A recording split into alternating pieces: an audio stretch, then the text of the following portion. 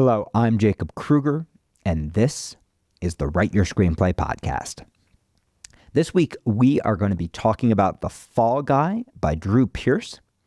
This is a remarkably silly movie based on the old, remarkably silly 80s TV show.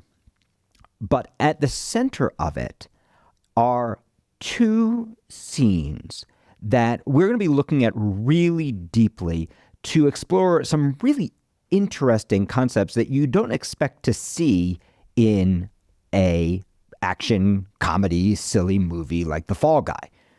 The first is we're going to learn about metafilm. We're going to learn about film that actually comments self-consciously on itself as a movie.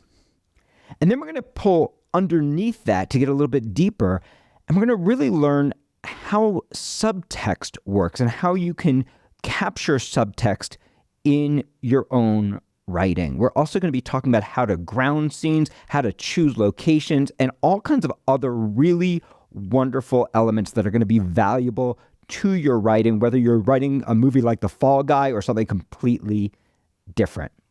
There are going to be very minor spoilers here, nothing that you wouldn't get from the trailer.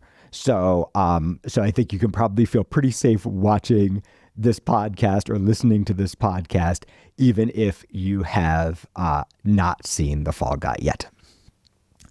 Okay, so let's just start by grounding ourselves in what is happening in The Fall Guy. What is the movie actually about? If you've seen the trailer, you already kind of know.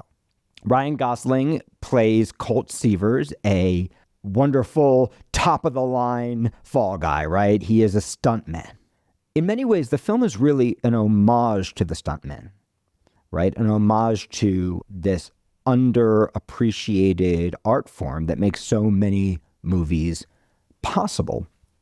And for that reason, it is literally jam-packed with really badass action sequences, things that we have not seen this way before in film, including a scene that set the Guinness Book of World Record for most cannon rolls, as well as a really incredible garbage truck action sequence that is really, if you're a director of film and are interested in how do you craft incredible action, is worth watching for that alone. But we're not going to be talking about The Fall Guy to discuss the obvious action movie elements. We're actually going to be talking about something deeper, because one of the things that makes the script successful is the relationship between Colt Seavers and Jody Moreno. So Jody Moreno, played by Emily Blunt, when we first meet her, again, if you've seen the trailer, you know, right? When we first meet her, she is a director of photography who is longing for her first shot at the big time. And Colt is a top shelf stuntman, the stuntman for Tom Ryder, the nastiest, most successful action movie star in the world. And Tom, of course, is an idiot. And Colt, of course, is a great guy. And Jody and Colt, of course, are madly in love with each other. But during the opening sequence, Colt suffers an injury that he blames himself for and that shatters his self-confidence. And during his recovery, he not only gives up on his career, he also gives up on Jody. He breaks her heart. He breaks her heart not because she didn't want to show up for him, but because she wanted to show up for him and he didn't allow her to. Now, just to be clear, none of this is played for drama. All of it is played for comedy, right? This is not a movie that is designed to make you cry. This is not even a movie that is designed to make you feel, right? It is a movie that is designed to make you laugh and be entertained by visual spectacle and a little bit of light metafilm and self-criticism and a little bit of light satire of the film industry in general, right? This is not a film designed to go deep, right? We're not talking about Lars and the Real Girl here that uses comedy to go deep into human emotion. This is a relationship that's going to play on the surface. And nevertheless, like almost all movies, what are we actually watching for? We're not watching for the stunts, even though the stunts are part of the genre element that we have come for. We are actually connecting, like in almost every successful movie, we are connecting to the characters. And when we say connecting to the characters, that means connecting to two different levels of character. We're connecting to the way the characters are changing,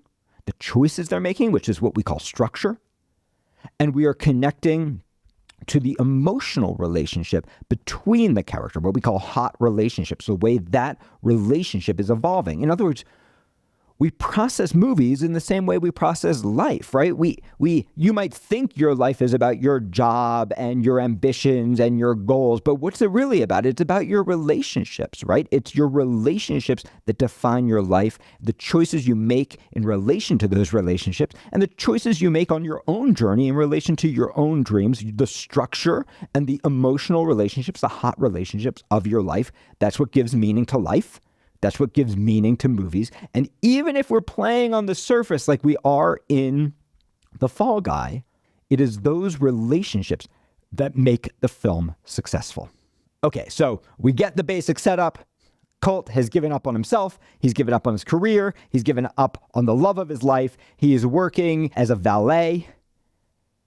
And he gets a call from Tom Ryder's producer, Gail. She's the woman who produces all of Tom's movies. She is a satire of the typical Hollywood producer that we all imagine. And Gail tells Colt that she needs him for this incredibly stupid sci-fi action epic that she and Tom are making called Metal Storm. And of course, Colt refuses. Colt has had enough of the film industry. And Colt is doubting himself because he blames himself for the accident he has had. And the way that Gail convinces Colt to show up is by telling him that this film is actually Jodie's first feature. Now, this is nobody's first feature, right? For your first feature in real life is not going to be a movie this big. But for the sake of Hollywood excitement, this is Jodie's first movie. She is directing this film, and Gail tells Colt that she specifically requested him. So this, of course, is what's necessary, right? Just like in all movies, if we're going to build structure, we need to build characters' choices. Those choices happen in relation to the hot relationships in the movie. And in this case, the hot relationship is between Jodie and Colt makes the decision because Jodie asked for him to pick up his career and go. So at this point, what happens is we actually are starting two different levels of action movie. There is the silly action movie, the Metal Storm action movie that is being filmed. And then there is an even sillier action movie, right? Which is we'll call it a noir mystery, although it is way too silly to really be considered noir, right? But he's going to end up getting sucked into an action mystery adventure. He doesn't know exactly what's going on, but when he arrives on set, he's going to find out that Tom, the star, has disappeared. And now he needs to find Tom to save Jodie's movie. And for a lot of very silly reasons, Jodie can't know. She can't know that her star has disappeared. He doesn't want, and Gail doesn't want to shake Jodie's confidence, realizing that her star is not there, right? So all this is going on. So you have an action movie and then another level of action movie in the movie that they're making. And then woven through all of that, you have a relationship between Colt and Jodie, which is the heart of the piece and what the piece is really about. So, of course, showing up, Colt very quickly finds out that not only did Jody not request him, Jody doesn't even want him there. In fact, there is nothing Jody wants less than for Colt to be there. But because of the issues with Tom again, Jody doesn't know that they can't find him. She just knows that he's throwing one of his fits and has disappeared. So for reasons that Jody doesn't totally understand, she's stuck with him. She's got to use him. And this leads us to our analysis of the first scene that I want to talk about. The first scene where we start to learn about some really extreme and fun ways that subtext can be used, and that metafilm can be used. So let's just quickly define what metafilm is. Metafilm is what happens when the film starts to comment on itself as a film, right? Where the film is actually having a discussion about what it is as a film. That's metafilm, right? In other words, it's almost like you're watching a film about a film. Right now, by the way, The Fall Guy was not the movie to create this. In fact, this didn't even start in movies. If you go all the way back to Shakespeare, Shakespeare is doing meta theater when in Midsummer's Night Dream, he has the Pyramus and Thisbe play, right? Which is a comment not only on what's happening in Midsummer's Night Dream, but is also a satire of his own play, Romeo and Juliet. So Drew Pearce is not the first person to invent this idea of metafilm, but he's using it in some really interesting ways here. He's using it for comedy, right? He's using it to allow the audience to feel like they're in the know, to make them feel smart. He's using it to deepen this ridiculously silly premise that he is working with.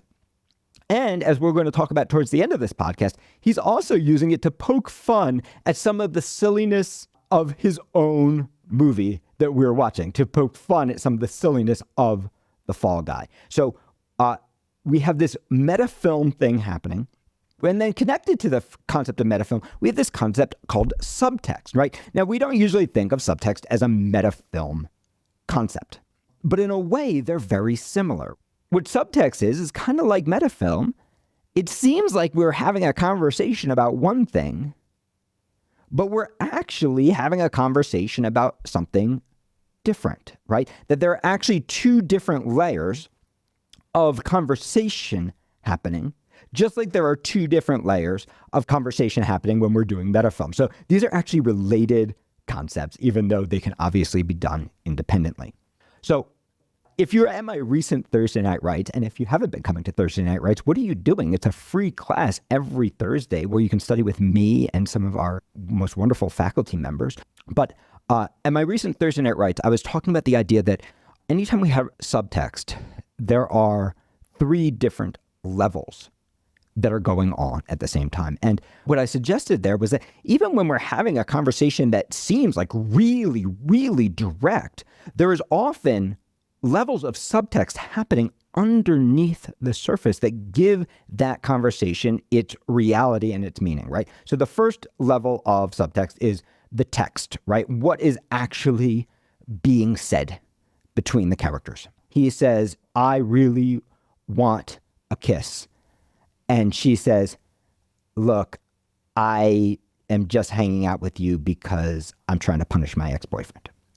That is totally on the surface. It's direct on the textual level, even though there may be subtext underneath, which we're going to discuss. Or you might have subtext already happening, even though the want is the same. He really wants a kiss. She really wants to punish her ex-boyfriend. Even though that's what's happening on the surface, the characters also might not be communicating directly what they are saying, right? So he might be saying, "You look really nice in that dress." What he's saying on the surface is, "You look nice in a dress." But what he's saying in subtext is, "I would like to kiss you," right? Or we might push it even further down in the text, right? If he's nervous enough, he might say something like, "This is a really good gin and tonic," right? But he's not actually talking about the gin and tonic. He's actually talking about, "I want to kiss you," right? So we can push that down, right? And similar, she might not say, "I want to punish my boyfriend." There's a wonderful running gag in Charlie Kaufman's film, Eternal Sunshine of the Spotless Mind, where the receptionist, she is conducting a relationship with the goofball scientist, and they're sleeping together and getting high together and having a good time while he wipes the client's brain. But in every action, she's always talking about Howard, right? The doctor that she so admires. So the text is, let's have sex. I'm in love with you. The subtext at a textual level is, I'm really in love with Howard. So we can, the first level of subtext is what is being communicated in the text, right? And is it on the surface? Is it pushed down a little where it's still obvious? Or is it pushed down a lot, right? To what degree are the characters talking about directly what they mean versus not exactly what they mean, or something that seems maybe even like the opposite of what they mean, or maybe seems unrelated to what they mean? Maybe they're talking about this iPhone and really trying to say, I love you, right? So that's the first level. The second level is what is being received by each character, right? So characters sometimes pick up subtext where there is no subtext, right? They sometimes miss subtext, or they sometimes receive subtext, intended or not intended, or sometimes they receive something that the character doesn't even realize they're sending, right? So the second level of subtext is what is being received and returned. I had a conversation recently over email where I'm looking for a new marketing director for our studio. So I've been interviewing people, and I got a very impressive resume. And so I emailed the person, and I said, hey, could you please send along some portfolio items? And he sent me maybe 15 or 20 portfolio items. I was delighted. So I emailed him back, I'm going to take some time to review all of this, and I'll get back to you soon. I was not trying to send subtext, right? I was actually trying to send text. There's a lot here. I'm excited to review it. But what he received, what he heard was, I sent too much. What he heard was, maybe this person is being sarcastic. And he sent me back a very clear textual response where he said, I don't know you well enough to know whether you were being sarcastic, but I'm concerned that I might have sent too much. Would you like me to whittle it down for you? Right? So do you see what happened? I sent, hey, I'm going to review this. But on a subtextual level, what he heard was, this guy might be being sarcastic with me. I might have sent too much. Right? So that's the second level, is what is heard and what is returned.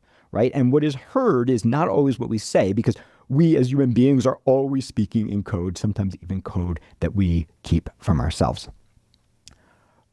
On the third level of subtext, there is what the great acting teacher, Konstantin Stanislavski, would call the given circumstances. Another way of thinking about it, that is, where is the character coming from? What just happened to them? And what stories are they telling themselves about that? And the reason that I consider a level of subtext as well is because that affects both the way we communicate and the way we receive things.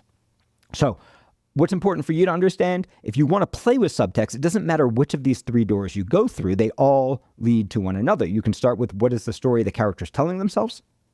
What are the given circumstances? You can start with, what is the character receiving?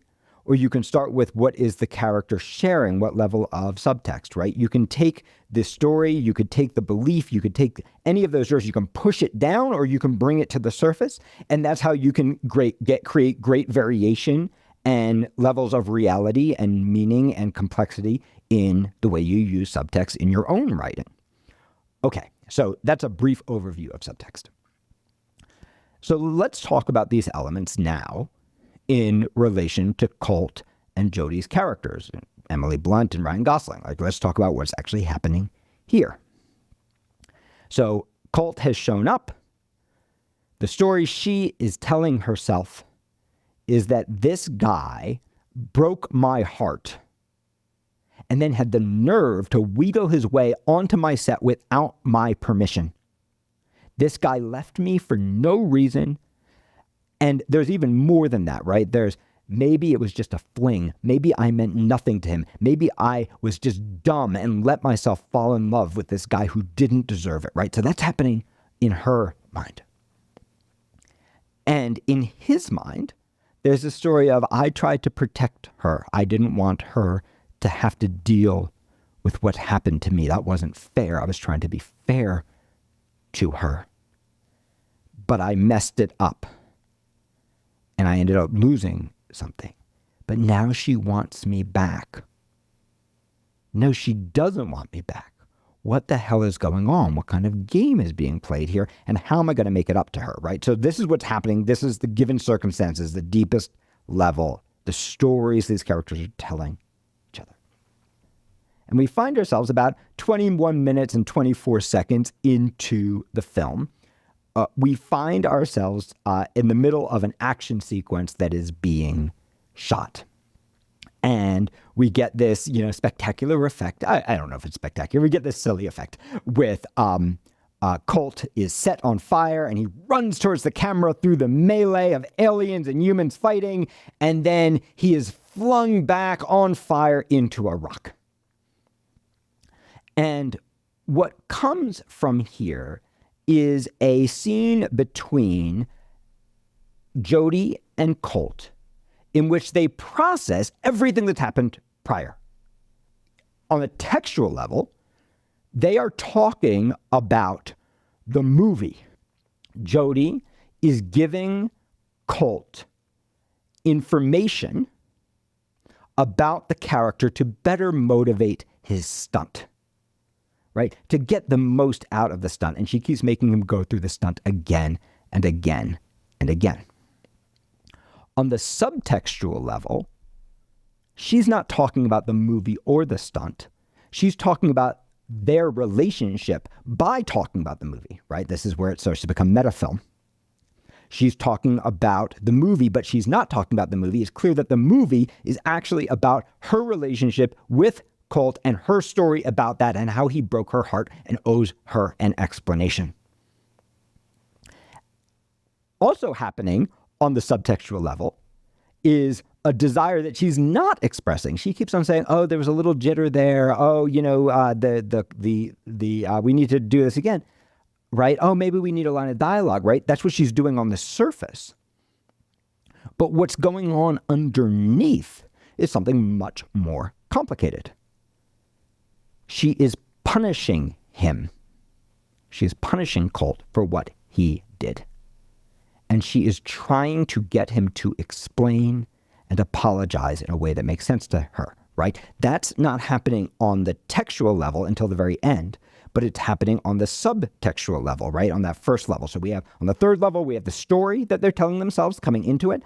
On the top level, we have the text, which is technically seems to be talking about the movie, but we, the audience, and Colt, and Jody, and everyone around them, all the extras, they all know what they're really talking about too. Then on the second level, that middle level, we have what's being received, right? And part of the reason that we feel the chemistry between these characters is because they are both receiving each other's unspoken messages.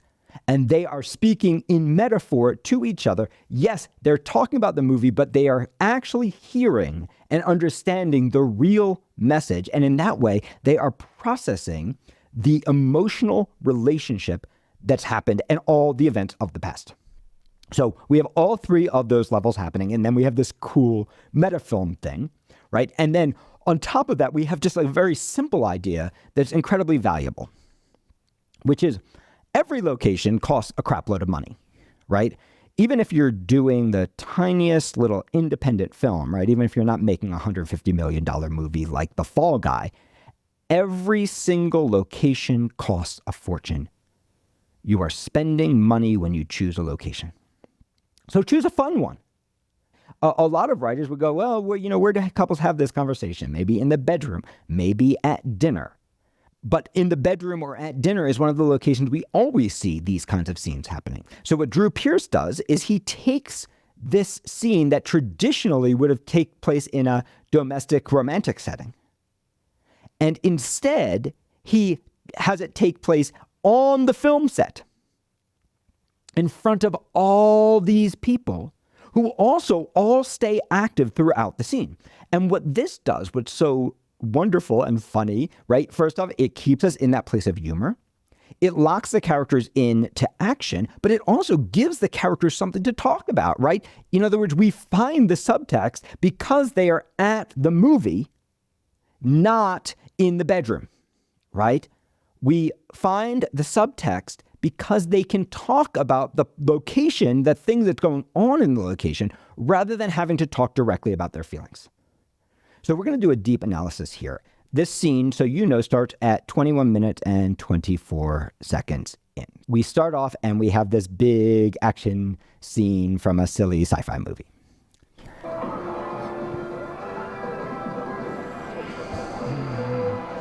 We see Colt appear on fire, running towards the camera. An explosion happens in front of us. In front of him, he runs through the explosion. And he's blown back into the rock. Then we hear Jody call cut. And we see that we are on a film set. And there is Colt getting fire extinguished by the crew. Suddenly we can see all the wires. We can see the extras in costume. We know where we are, right? This is an homage to the stuntmen. And if you remember my episode on beef and the concept of game, you can see that we're going to start to play a game. How many times can Jody throw this guy against this rock to punish him, right? And the game is, how are they going to talk about the movie but really talk about themselves? And you can see the game is connected to the subtext and the metafilm that's happening in.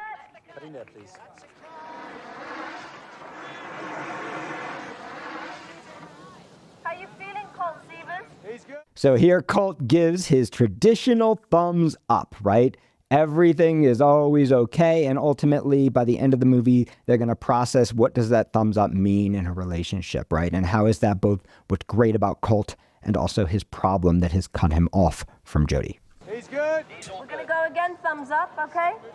So we're going to go again, thumbs up, okay? Right? So they're hitting that little thumbs up idea. They're getting it into your mind. And here it seems on a textual level, Jody just needs another shot. Technical issue, little bump on the dolly. Huh? Can you fix that, Jimmy? Back to one. Technical issue, little bump on the dolly, right? But her look tells us that something else is going on, as does the from the crew, making us go, maybe there's a little game here. Thank you.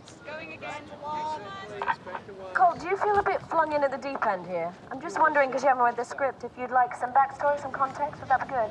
Let's go with it. Yeah? So here she offers him some backstory, right? Through her megaphone, right? Now, again, on a textual level, if we're not real smart, we think maybe she's just helping him as a director. But if we are real smart, we go, oh, she's playing a game with him. And soon we're going to find out what that game is, and we're going to start to enjoy that, right? That's the subtext, and that's the beginning of this metafilm idea. Okay, here we go. So, sci-fi love story. Two characters, one of them's an alien. Aliena and your space cowboy. They shared what's called a moon season. In real life, you might call it a fling. So she tells us about Aliena, the alien, and Space Cowboy, the badass action star, right? And how for a moment they share what was called a moon season in this sci-fi world, which she then explains in real life, we might call it a fling, right? And at this point, if we are smart, we realize that she's not talking about Aliena and Space Cowboy. She is talking about herself and Colt. Also, at this moment, if you look at Colt's face, if you look at Ryan Gosling's choice as an actor, we see him realize what's happening. So on the first level, we have the text. Let's talk about the movie, what your character needs to know since you haven't read the script. On the subtext level, we're actually talking about you and I. On the what's being received level, he's hearing exactly what she's actually saying, and he's responding. Brief, but very intense. And hopeful. Now, neither of them had ever been in a relationship that deep before.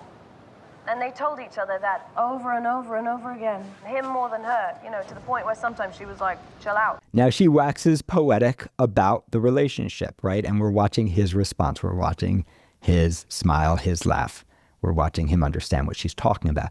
But she talks about how neither of them have ever been in a relationship like this before and how they told that to each other over and over again, right? So we're starting to understand what this means to her.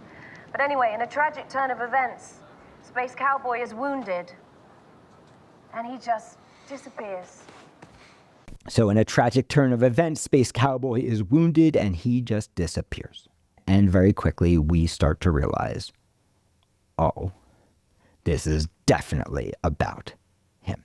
And if you look at Ryan Gosling's look, you see that land. Without a trace.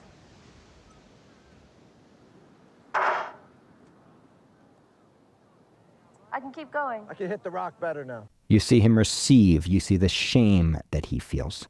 She says, I could keep going. And he says, I can hit the rock better now. Right? So this is another level of subtext. She's saying, do you need me to say more? Now, again, in lesser hands, this scene is a boring, sad melodrama scene from a soap opera. How could you just disappear on me like that? Right? But by adding subtext and this little metafilmic level, what happens in The Fall Guy is that this becomes so much fun. And even though we've seen these kinds of betrayals before, this is nothing new. We perceive it in a different way. We've not seen it exactly like this. There's also an interesting thing that happens interpersonally in the hot relationship and in the structure of the scene, right? Which is, she goes, do I need to keep going? Do you get it? On the textual level, he says, I can hit the rock better now. But on the subtextual level, he's saying, I get it. Give me a break. Stop. Right? This is too much. Right?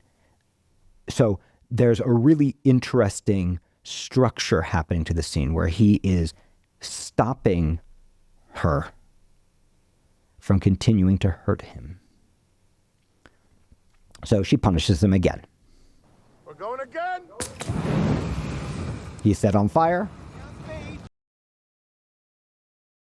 He runs to the explosion. He's thrown against the rock. He's fire extinguished. He gives the thumbs up. For a little more context, Colt. But she's not done. Instead of letting that be that, she continues. For a little more context, Colt.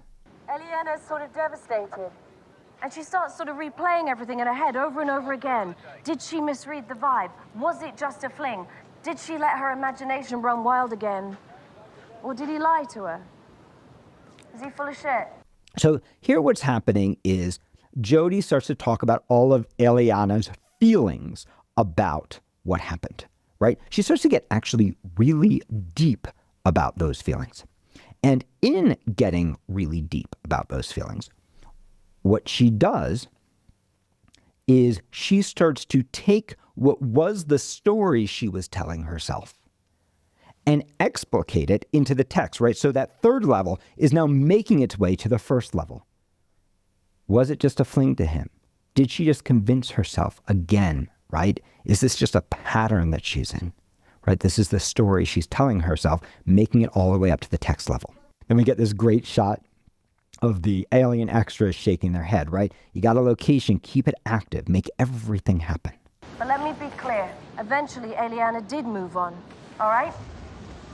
And she started doing Pilates. Now here we're having a different level of subtext, right? It's clear that they're not talking about the show at all, right? And they're not even trying to have a veiled conversation. We get this great shot of the crew and the script supervisor looking at each other like, what is she doing, right? So we're now actually moved from subtext to text. We're also getting this laugh, right? The idea of learning Pilates. She's got herself a hot body, and then she starts to punish him again by talking about how many men she has slept with since him. Got herself a banging revenge body. And then she started dating other humans. One after another.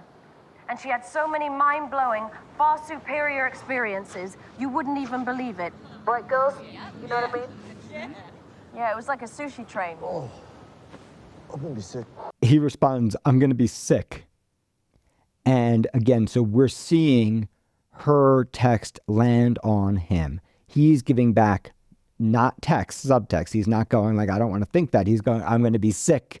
but he's communicating to her, she's communicating to him. Both messages are being received. And you know what? We're going to go again, Colt, because there was a little buzz on that one. Now we really understand the game. She's going to keep doing this to him. He gives her the thumbs up. He gets lit on fire. He runs to the explosion. He gets thrown back into the rock. He gets fire extinguished. Just feeling so withheld, so how about some dialogue? See, now we're playing the game again. She's going to push it to the next level. Maybe we need some dialogue, right? So you can see this is exactly what we talked about when we talked about beef. This is game, right? This is coming back to the same scene again and again and again in different ways. Hey, Colt. If Space Cowboy had to say something, if he was forced to say something, what would he say? How would he justify this year she spent spinning out over this? What could he say? It's a puzzler, isn't it? But have you got any thoughts? Maybe he'd Nigel, talk. can you get him a bullhorn? I can't hear him.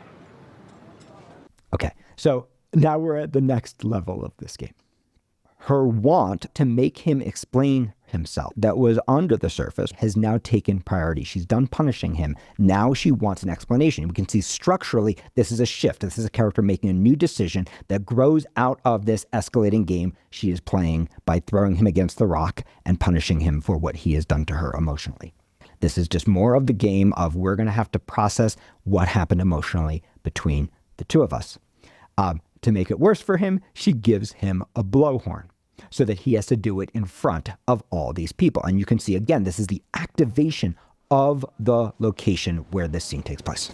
We get this wonderful moment traveling. You see, again, this is just these little tiny moments that just go, hey, we are in a place. Let's activate the place. Let's make the place real, right? Let's honor all the other characters there, right? Because honoring all the other characters there and what they're doing, first off, it escalates the humor, but it also makes the piece feel more real. The scene is not just there to facilitate the communication between these two characters. The scene is there because they are shooting a frickin' movie and everyone is behaving appropriately for what's going on, even as they're in this uncomfortable situation between the director and the stunt guy.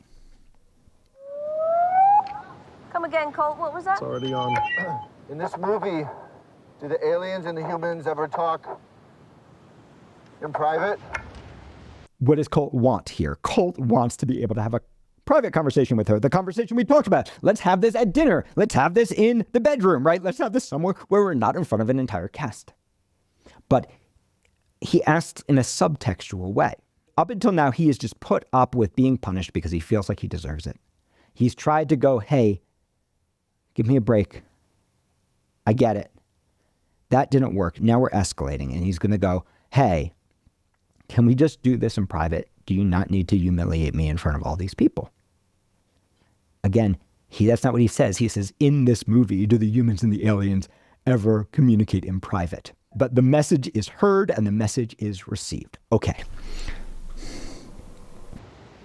No, not really. No private conversations? No, No, they don't not like really. doing private. They like to keep it very public, very open. No, they don't like doing private. They like to keep it very public. Well, maybe I'll just open it up to the group here. Have you ever been in one of those situations where you want to say something and it's so important that you can't mess it up? So you think long and hard about it, and then you realize you've already messed it up because you thought too long and too hard about it? What's that? What Colt does is yes ands the game, right? Okay, let's open it to the group. Instead of addressing her, he addresses the group. But again, the subtext on the second level is received. She's hearing what he's saying. He says, hey, have you ever been in this situation where you thought about something so long that because you didn't want to mess it up, that you realized just by taking so long, you already messed it up, right? On the textual level, right, he's technically just asking a question. Hey, have you guys ever felt like this? On the subtextual level, he's saying this is what happened. I didn't want to mess it up, and I just kept waiting and waiting and waiting, and now I've messed it up beyond repair, right? He's actually opening his heart, and you can see that the two characters are actually processing what happened between them. What's that? Now, here's a wonderful little moment. The alien in the weird suit, who's going to become important later in an action sequence, he's active. He's a character in this scene. He does not receive the subtext. He hears the genuine question. Hey, have any of you been in this situation? So he asks for the bullhorn, And he responds. Now, again, what happens is we amplify the humor, right? And it's going to be a joke, right? Like I went through something similar to this when I fell in love with my ex-wife's sister. We're going to get a little joke there. But what's really going on is that this is just the writer going, hey, there are other characters in this room, and I have to honor their role in what is happening. I had a similar situation when I fell in love with my wife's sister. Okay. No. All right. No. Okay. And again, this is hard because, I haven't read the script, but he'd probably say that he's been living in total regret since then. Afraid that he'll never get an opportunity to make it up to her because he waited too long. So what we get on the other side of the humor is the actual emotion, right? And this is one of the ways you can control tone in your writing. Up until now, it has all been subtext. It's all been game. It's all been jokes, right?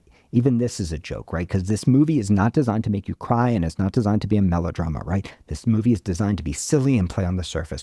But what's actually happening here is an emotional transaction between Jody and Colt, where they are going to process what happened to them. And Colt now gets this one little tiny moment where he gets to really express his emotion, which is he's been living in regret ever since. And he's afraid he's never going to be able to make it up to her. And this is actually the desire that ends up driving all of his actions in this movie. He's going to get sucked into an action movie that is going to put a little bit of pressure on his relationship with Jody because he is trying to make it up to her. And he's going to keep the truth from her because he is trying to make it up to her, and also because he's the guy who always has to say thumbs up. Right? So we get this little tiny moment where he makes a new choice and actually makes himself vulnerable in front of her and in front of everybody else. So technically this is still happening in subtext, right? Technically they're still talking about the script, but really this is another level of vulnerability that is both sent and received and seen by everyone around them. She's probably moved on. And he expresses his fear that she's probably moved on. At which point, the crew does what a crew does and goes, hey, talking about moving on, Jody, we really got to move on. But Jody's eyes are going to linger on Colt. Sorry, Jody. Speaking of moving on, we are... One more?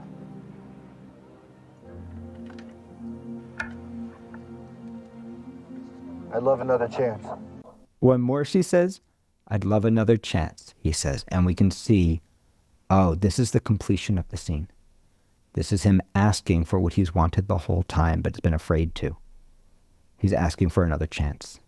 And she's got to decide if she's going to give it to him. To expand this idea, every action movie is also a drama. Every comedy is also a drama. Every horror movie is also a drama, right? Movies are about the emotional relationships between the characters, and those take place on the three different levels of subtext. On the textual level, on the what's being received and what's not being received level, and on the stories that the characters enter telling themselves level, right? It's happening on all three levels. And the action in the best action movie is just actually the conduit for the emotional relationships that are happening between the characters. Just like in a horror movie, the emotional relationships that are happening between the characters. In a comedy, it's about the emotional relationships happening between the characters. Yes, we have genre elements, we have sci-fi elements, we have horror elements, we have comedy elements, right? Whatever genre you're working on. But those pyrotechnics are just the delivery mechanism for the thing that audiences come to movies for, which is relational drama and structure. And this relates to your own writing as well, because all writing is metafilm. In other words, all of our writing, even if we're writing something as silly as The Fall Guy, is us writing a movie, but we're really talking about our lives. We might be talking about our lives vulnerably and emotionally with all the text right on top. Or we might be pushing the actual text down and using a silly or horrifying or expressionistic or historical story.